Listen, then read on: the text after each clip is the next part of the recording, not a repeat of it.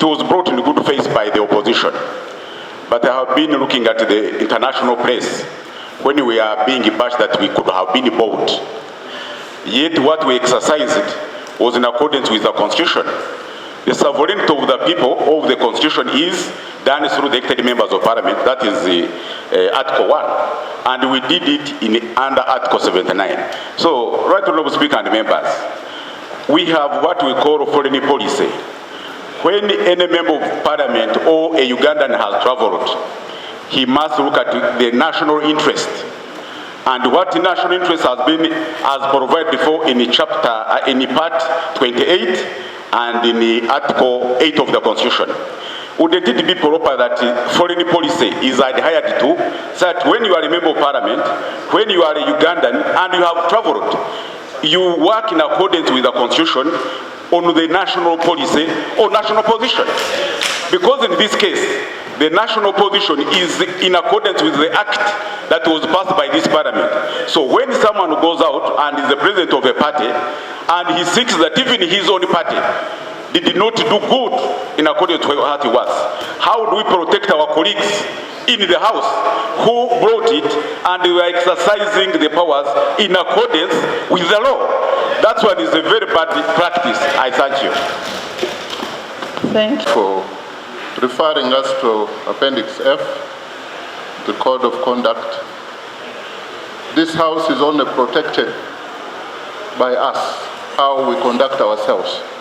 And I want to join my brother from Kisoro, Honorable Kwizera, to share the pain. And we need guidance on how we shall conduct ourselves. If this House takes a decision on any matter, and then a political leader of any color or right says that a particular group of people were either compromised, it leaves us, even after this Parliament, Right Honourable Speaker, you can be the Chief Justice, you can be anything, a law peer can be a UN director, you can get into an international organization. Right Honourable, are you presiding over a house which is being compromised? Are you presiding over a house where, when laws are passed, they have partisan faces? The anti-homosexuality bill, which became law, was actually brought by Honorable Asman. Did the NRM MPs commit a suicide and a mistake to support that bipartisan law?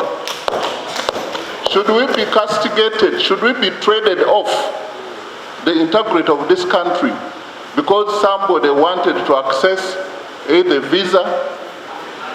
Right Honourable Speaker, is that fair for political leaders from Uganda to speak recklessly, carelessly about the image of this Parliament? Can it make us proud to be members of Parliament where we are compromised? I sympathize with those who call themselves on the other side. This is very painful. I feel like I'm crying. I want you to be on record that the bill was brought by an opposition member, and he's even a president of a political party, that is JEMA. And he was also seconded by opposition.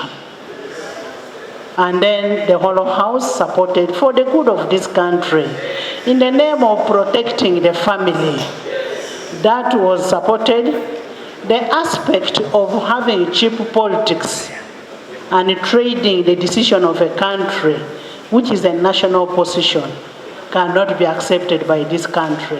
And I am not going to ask, first of all, the members of opposition that I have, led by Honorable Mpuga, were not compromised by anybody. And they don't work for President Museveni. They are opposition members, and you cannot go there and claim that these members are working for President Museveni. They acted on their own way for the good of the people of Uganda, not for cheap, smaller envelopes. The only person that we know did not support, we know. But the rest of the people, that is Honorable Fox, the rest we know supported this bill, and opposition is not compromised. If he's compromised, that is his business. Our members have integrity to protect. And I'm not going to ask Honorable Loeb to make a statement on that because he's not a party to it.